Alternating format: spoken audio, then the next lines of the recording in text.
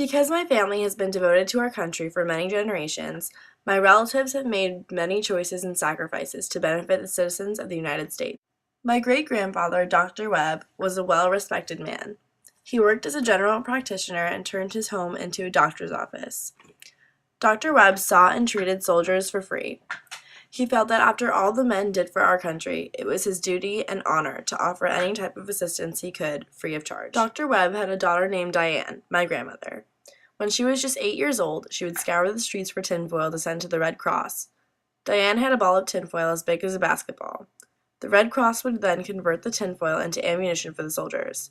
She also recalls that in second grade, she would knit squares together in class to make blankets for the soldiers. One day, on the news, it was stated that a soldier named Johnny shot down an enemy plane. And in school, they sang, "Johnny got a 0, Johnny is a hero, Johnny got a 0 today." 0 meaning plane. Even at such a young age, my grandmother was showing support and doing all that she could to help those risking their lives and fighting for our country.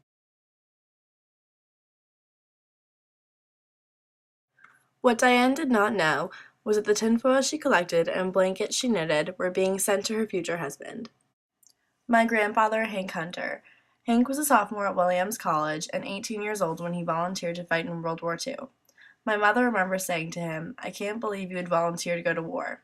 His response was, "There is no better feeling than serving your country."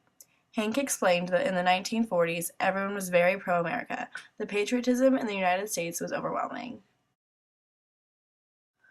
According to Hank, it was looked down upon not to volunteer.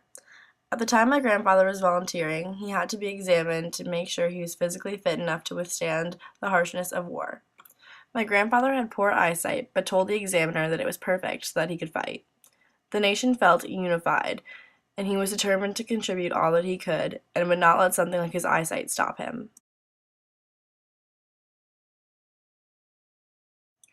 Looking at the Vietnam War, although the nation came together to prevent the war, we see the same kind of unification and alliance in our nation as in World War II.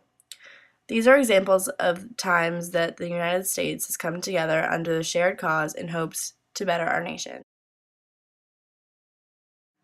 A generation later, my grandmother, Claire, on my father's side, married Nicholas Potter, my grandfather.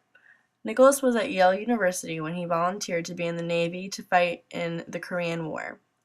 Claire and Nicholas were married before he went to war, and Claire gave birth to her first son, my father, when Nicholas was in Korea.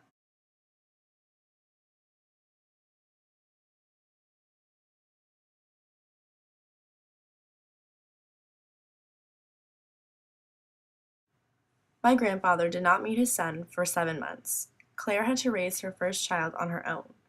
This was very difficult for her because her own father had died in World War I when she was only 3 years old. Despite her fear, Claire knew that although it may not have been ideal for her family, her husband going to war was the best thing for the nation and the right thing to do. So through her fear, she took on a new responsibility and she raised her son alone for the first 7 months of his life.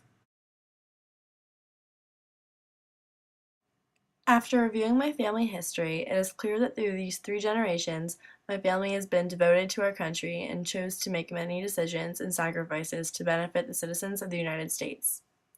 Whether it be volunteering to represent our nation in war, like both of my grandfathers, sending in materials like my grandmother, or raising your child on your own while your husband fights, like my other grandmother, my family has proven that being a good citizen and member of our country is of the utmost importance, and that it is important to think of the well-being of the majority rather than the individual.